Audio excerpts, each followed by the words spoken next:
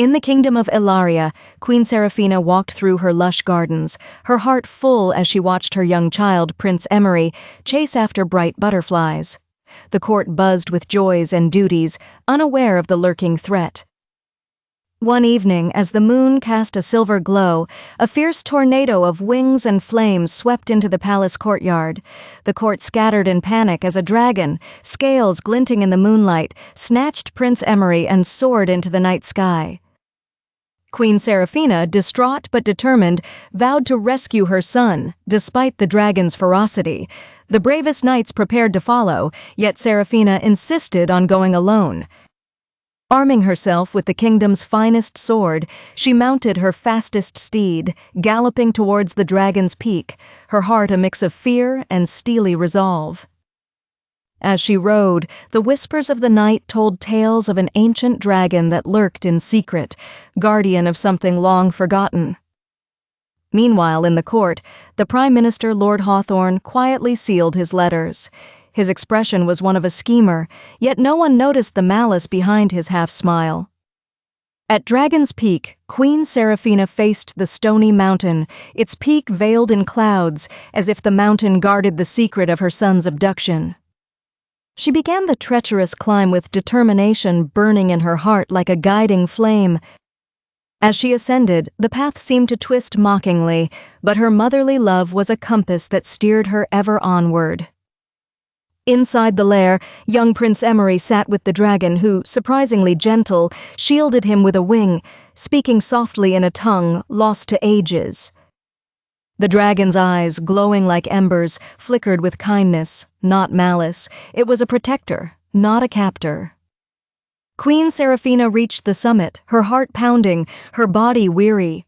The entrance to the lair loomed like a giant eye watching her. Drawing her sword, she entered the cavern, only to find that the dragon lay calm beside Emory, who laughed joyfully. Confused and cautious, Seraphina, with sword in hand, demanded the dragon release her child, but the dragon spoke, revealing a voice deep and ancient. "I am Elyndor," the dragon declared. "I have taken your child not to harm him, but to protect him from within your kingdom." Skeptical but listening, Seraphina hesitated, her blade lowered. "Protect him? From whom?" she queried. Elyndor disclosed the existence of a traitor within the court, someone wielding black magic to usurp the throne.